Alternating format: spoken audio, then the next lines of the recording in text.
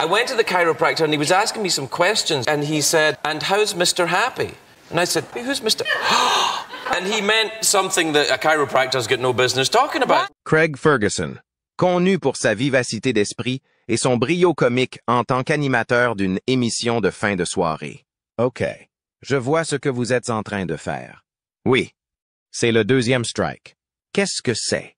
Un match de baseball? Je ne vois pas de balles par ici, sauf quelques-unes. Vous savez, il a souvent tenu sa vie privée à l'écart des projecteurs, mais il a récemment fait une confession émouvante sur une personne qui a été l'amour de sa vie. Qui est cette femme mystérieuse qui a conquis son cœur? Était-elle invitée dans l'émission? Suivez-nous pour découvrir l'histoire surprenante de l'amour de la vie de Craig Ferguson et de son ascension vers la célébrité. Les premières années et l'ascension de Craig Ferguson. Pour comprendre la chute amoureuse de Craig Ferguson, il faut remonter à ses premières années. Il était un mélange de dureté glaswegienne classique avec une touche de dynamique familiale excentrique. Né le 17 mai 1962 à l'hôpital Stubhill de Glasgow, il est le fils de Robert, postier et nationaliste écossais, et de Janet, institutrice primaire. Alors que Craig n'avait que 6 mois, sa famille a quitté l'appartement exigu de Springburn pour s'installer dans une maison plus spacieuse à Cumbernauld. En grandissant, Craig est un peu rondouillard et subit des brimades à l'école. Il a fréquenté la Muirfield Primary School et la Cumbernauld High School. Mais à l'âge de 16 ans, il a décidé d'abandonner l'éducation formelle et a commencé un apprentissage de technicien en électronique dans une usine locale appartenant à la Burroughs Corporation. Craig a 2 sœurs et un frère. Sa sœur cadette, Lynn Ferguson Tweddle, est une comédienne et une actrice connue pour ses voix dans des films tels que Chicken Run et pour son travail de scénariste dans l'émission The Late Late Show. L'aventure américaine de Craig a commencé très tôt, lorsqu'il a rendu visite à un oncle à Long Island, il y a 1975. Dix 9083, plus tard. Il a travaillé dans le bâtiment à Harlem et a même été videur dans une boîte de nuit appelée Save the Robots, avant de retourner au Royaume-Uni. Sa carrière dans le show business a commencé à l'adolescence, lorsqu'il jouait de la batterie dans des groupes punk de Glasgow tels que The Night Creatures et Exposure. Il a ensuite joué avec un groupe appelé Anahan et a fait un bœuf avec les Bastards from Hell, qui sont ensuite devenus les Dream Boys, dirigé par nul autre que Peter Capaldi. Fait amusant, c'est Capaldi qui a initié Craig au monde de la comédie.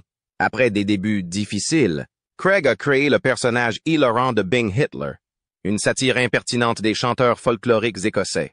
Ce personnage a volé la vedette au Festival Fringe d'Édimbourg en 1986. Au début des années Bradenta, Craig s'est fait un nom, apparaissant dans des séries télévisées telles que Red Dwarf et One Foot in the Grave. Un pied dans la tombe.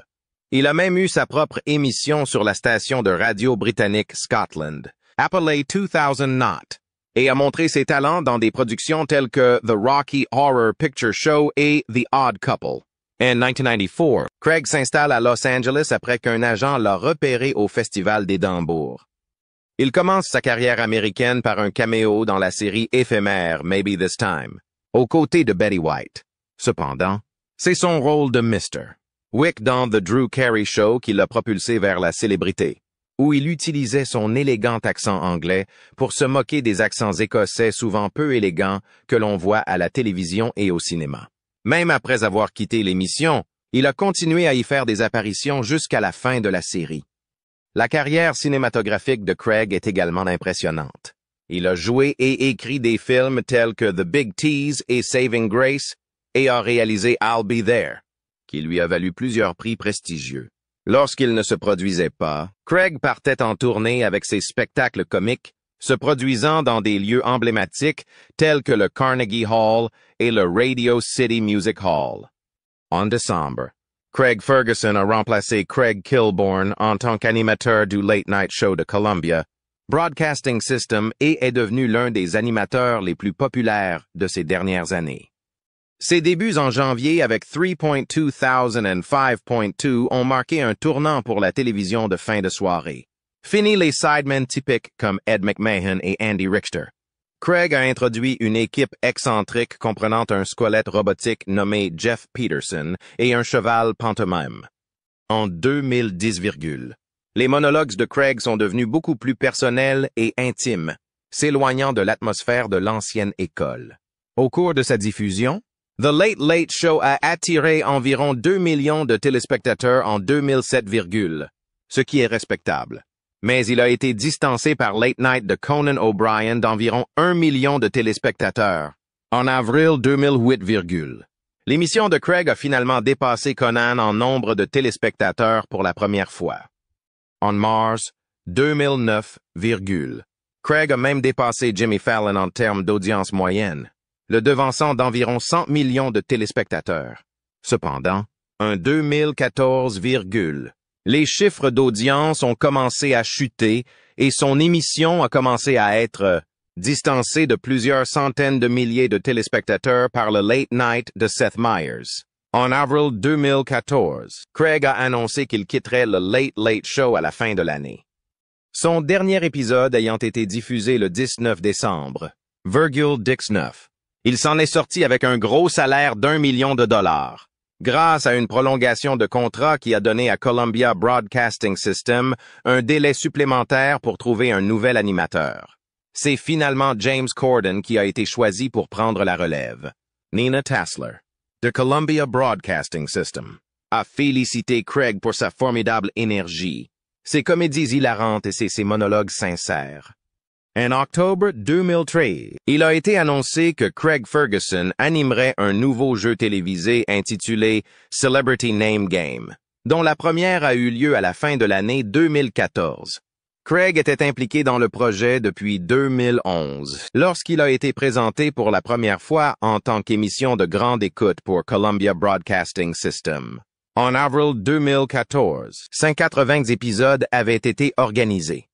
Celebrity Name Game a été diffusé pour la première fois le 22 septembre 2014, et Craig a remporté le Daytime Emmy Award du meilleur animateur de jeux télévisés en 2015 et 2016. Cependant, comme toutes les bonnes choses, l'émission a pris fin le 2 décembre 2016, après 3 saisons couronnées de succès. Malheureusement, Columbia Broadcasting System a décidé de ne pas poursuivre l'émission, de sorte que les téléspectateurs n'ont pas eu la chance de le voir dans ce rôle. Le 18 février 2016, Craig a entamé une nouvelle carrière de présentateur avec Join or Die sur History Channel. Le titre de l'émission fait référence à un célèbre dessin animé de Benjamin Franklin, que Craig s'est même fait tatouer sur le bras. Dans chaque épisode, Craig, accompagné d'un groupe d'humoristes et d'historiens, se penche sur des débats historiques insolites, tels que la campagne présidentielle qui a été le plus grand échec ou le meilleur père fondateur. Les fans sont encouragés à participer à la discussion en tweetant leurs propres opinions. En janvier 2020 Craig est revenu sur le devant de la scène avec The Hustler sur Columbia Broadcasting System. Le format tournait autour d'un jeu de questions-réponses dans lequel 5 candidats collaboraient pour remporter un prix, tandis qu'un candidat malin, connu sous le nom de The Hustler, avait toutes les réponses. Le clou du spectacle? Les autres candidats devaient identifier l'arnaqueur pour éviter que le prix ne tombe entre de mauvaises mains. L'émission a connu un grand succès jusqu'en avril 2022, s'arrêtant après 19 épisodes répartis sur 2 saisons. Parmi tous ces rôles, l'un de ceux qui a le plus marqué Craig est celui de présentateur de télévision en fin de soirée. Il s'est fait connaître par ses plaisanteries insolentes et son style dragueur. Et c'est pourquoi tout le monde est choqué lorsqu'il avoue qui est l'amour de sa vie. Peut-être s'agit-il de quelqu'un qu'il a connu dans l'émission? Vous le découvrirez à la fin de cette vidéo. Le flirt de Craig Ferguson et ses partenaires. L'interview ludique et le flirt de Craig Ferguson se distinguent des autres présentateurs de fin de soirée. Alors que de nombreux présentateurs suivent un script, Craig a adopté une approche différente. En embrassant la spontanéité, au lieu de s'en tenir à des questions préétablies, il laissait les conversations se dérouler naturellement, donnant à ses invités l'impression de discuter avec un vieil ami plutôt que d'être confronté à une interview formelle à la télévision nationale. Par exemple, lorsque Kate Mara est apparue au Late Late Show, elle semblait tout à fait à l'aise. et qui aurait pensé qu'une conversation sur le fait de lui offrir un mug de serpent serait aussi chargée? Ni le public, ni les millions de téléspectateurs à la maison n'ont rien vu venir. Les choses ont pris une tournure intéressante lorsque Ferguson a fait un commentaire sur les épaules de Mara. Celle-ci a répondu en plaisantant qu'elle ne portait que des épaulettes et rien d'autre. Le jeu de va-et-vient s'est poursuivi lorsque Ferguson a admis qu'il était difficile de se concentrer pour lui parler, ce qui a poussé Mara à demander si c'était à cause des épaules. Il a répondu avec insolence que c'était en partie le cas. Et quand elle a demandé le reste, Ferguson a fait un geste humoristique vers tout son corps, gardant l'ambiance flirteuse. À un moment donné, Kate Mara a plaisanté sur le fait qu'elle rougissait. Miles Ferguson n'était pas d'accord, disant qu'il la connaissait et qu'elle ne rougissait pas facilement. Leur conversation s'est ensuite portée sur les chevaux et a rapidement pris une tournure ludique et flirteuse. Une autre fois, lors d'une interview de Carrie Fisher, Craig a lancé « Je t'aime. Je t'ai toujours aimé. Je t'aime encore plus à chaque fois que je te vois. » Les invités, en particulier les femmes, ont répondu à son charme par des rires sincères et un engagement, créant ainsi certains des moments les plus mémorables de la télévision de fin de soirée. Ces interviews avec des stars comme Kristen Bell, Mila Kunis et Rashida Jones étaient bien connues pour leur flirt, mais aussi pour leur énergie toujours respectueuse et drôle. Craig avait une capacité unique à trouver l'équilibre parfait lorsqu'il s'agissait de flirter. Il n'en faisait jamais trop et ne mettait personne mal à l'aise, mais utilisait son humour écossais et son charisme naturel pour que ses invités se sentent vus, appréciés et valorisés. Ce qui rendait le style de Craig si efficace, c'était sa sincérité. Il ne jouait pas la comédie et n'essayait pas d'impressionner qui que ce soit. Il était simplement lui-même, contrairement à d'autres présentateurs qui pourraient se concentrer sur la performance. Craig semblait sincèrement apprécier les conversations qu'il menait et cette joie était contagieuse. Le style d'interview de Craig Ferguson était une bouffée d'air frais à une époque où de nombreuses interviews semblaient scénarisées et prévisibles. Ses invités savaient qu'ils allaient vivre une expérience imprévisible, amusante et tout à fait agréable. Que font-ils là-bas? Quel genre d'animaux aiment-ils? Aiment-ils l'équitation? Les kangaroos, l'une ou l'autre de ces choses. Les dingos? Les dingos. Ce qui les a souvent amenés à se détendre et à s'ouvrir d'une manière qu'ils n'auraient peut-être pas fait avec d'autres hôtes. Par exemple, lors d'un échange léger avec Alona Tal, il a plaisanté. Alors, vous étiez dans l'armée quand vous étiez enfant? Oui. J'étais comme un prodige, à la manière de Nikita. Pouvez-vous faire tout ça? Craig a confié un jour que son flirt était simplement une façon d'exprimer son appréciation et son admiration pour les autres. Il ne voyait pas cela comme une tentative de séduire ou d'attirer l'attention, mais comme un moyen d'entrer en contact avec les gens. Il pensait que tout le monde voulait se sentir reconnu et valorisé, et son style enjoué était sa façon à lui de faire en sorte que les invités se sentent spéciaux.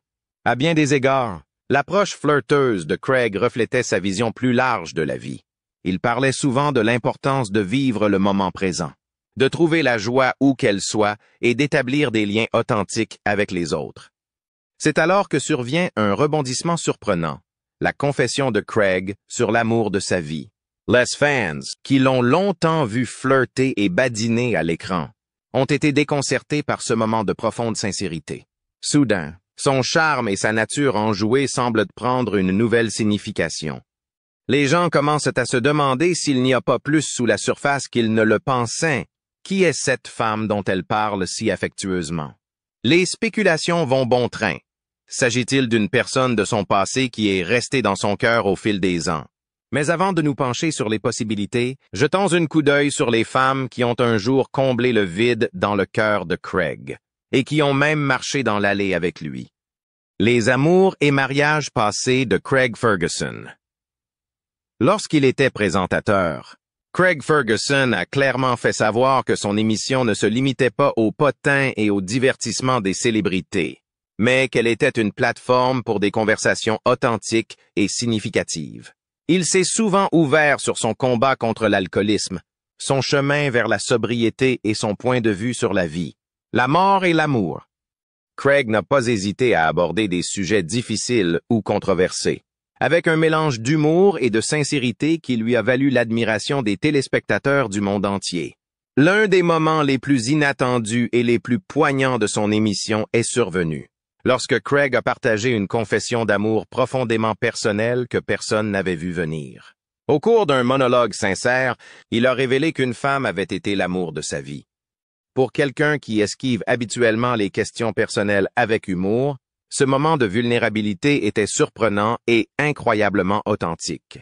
Contrairement à de nombreuses révélations de célébrités, qui sont souvent orchestrées pour attirer l'attention des médias, la confession de Craig n'a pas été répétée ni mise en scène. Il ne s'agissait pas de créer un battage médiatique, mais de partager une réflexion sincère comme seul Craig pouvait le faire.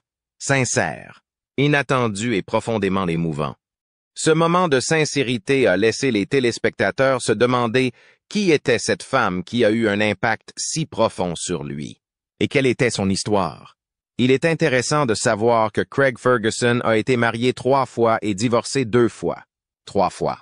La charmante façon de parler de Craig Ferguson peut donner l'impression d'un joueur typique, mais sa vie amoureuse raconte une histoire plus intrigante. Malgré son mode de vie délirant, il n'a pas caché que l'humour a toujours joué un rôle clé dans ses relations amoureuses. Dans une interview accordée au New York Times, Craig a confié qu'il avait compris très tôt que les femmes et l'humour allaient de pair. Craig s'est d'abord marié avec Anne Hogarth en 1983. Le couple s'est marié à New York, mais les choses ont rapidement mal tourné, entraînant leur séparation en 1986. Anne a gardé un profil relativement bas, restant à l'écart des feux de la rampe par rapport à certaines des autres ex de Craig. Quant à savoir ce qui a mal tourné, le mode de vie sauvage de Craig à l'époque a probablement joué un rôle. Dans ses mémoires, il raconte sa vie de rockstar, faite de fêtes et de consommation de drogue. Dans les années 80 et au début des années 90, sa carrière était instable et il avait souvent du mal à garder un emploi stable, passant d'un concert douteux à l'autre. À la fin de la vingtaine, les choses ont pris une tournure sombre. Dans son livre, Craig révèle à quel point il a failli toucher le fond, décrivant les moments où il se réveillait dans la réserve d'un bar, couvert de vomi, se sentant complètement perdu. Il était fauché, divorcé et au bord du suicide, ne sachant même pas s'il rentrerait chez lui pour les fêtes. C'était loin d'être une fin de conte de fées. En 1999, Craig semblait prêt pour un nouveau départ, et il l'a trouvé en la personne de sa seconde femme, Sasha Corwin, qu'il a épousée en 1998. Éduquée et parlant couramment le français, elle partageait son temps entre Paris et Los Angeles, se concentrant sur les arts et le bien-être. Pendant leur vie commune, Sasha possédait une salle de sport sur le thème de James Bond, la Spy School, à Los Angeles, où les clients pouvaient pratiquer toutes sortes d'activités, de l'escalade au trapèze, ajoutant ainsi une touche de haute voltige à la remise en forme. Craig et Sasha ont partagé 6 années de vie commune, au cours desquelles ils ont eu un fils, Milo, héritier des gènes créatifs de la famille. Milo étudie actuellement à la prestigieuse School of Visual Arts de New York, prouvant ainsi que la pomme ne tombe jamais loin de l'arbre. Craig Ferguson a rencontré l'amour de sa vie après s'être séparé de Sasha.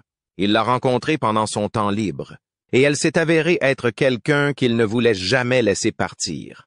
La confession sincère de Craig sur l'amour de sa vie offre un rare aperçu de l'homme qui se cache derrière l'humour, de l'artiste qui a du cœur et du comédien qui a une histoire profondément personnelle que beaucoup ne connaissent peut-être pas. Lorsque Craig Ferguson s'est confié sur l'amour de sa vie dans son émission, il a suscité une vague de curiosité parmi ses fans et les médias. Les gens étaient impatients de savoir qui avait conquis le cœur du charmant comédien écossais. Au milieu des spéculations et des rumeurs, il est vite apparu que Craig faisait référence à sa femme, Megan Wallace Cunningham, un homme qui, jusqu'alors, était resté loin des projecteurs. Contrairement à de nombreuses personnalités hollywoodiennes, Megan n'est pas une célébrité, mais une marchande d'art accomplie, connue pour son œil avisé et son sens aigu des affaires. Née dans le Vermont, elle est issue d'une famille américaine profondément ancrée dans l'histoire de la Nouvelle-Angleterre. Son mode de vie tranquille et terre-à-terre contraste avec la trajectoire de Craig, qui l'a mené de Glasgow aux lumières de Hollywood. L'histoire d'amour de Craig et Meghan s'est développée à l'abri des caméras, évitant ainsi les projecteurs habituels des célébrités. Ils se sont rencontrés en 2005, juste au moment où Craig s'installait dans son rôle d'animateur du Late Late Show, lors d'une réunion d'amis communs. Il y a eu une étincelle immédiate entre eux, et leur connexion n'a fait que se renforcer au fil du temps.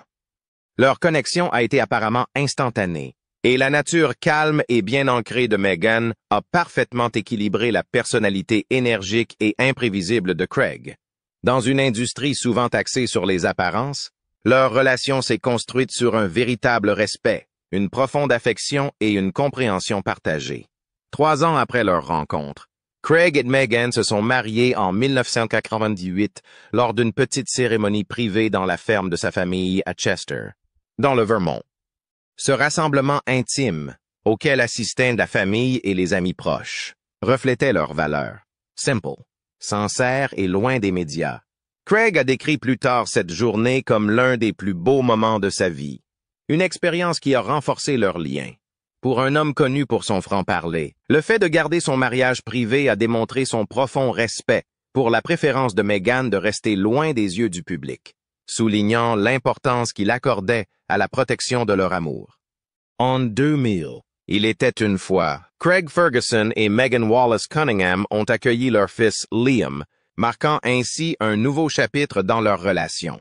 Redevenir père à la fin de la quarantaine a eu un effet profond sur Craig, qui a souvent partagé des histoires humoristiques sur la paternité dans son émission.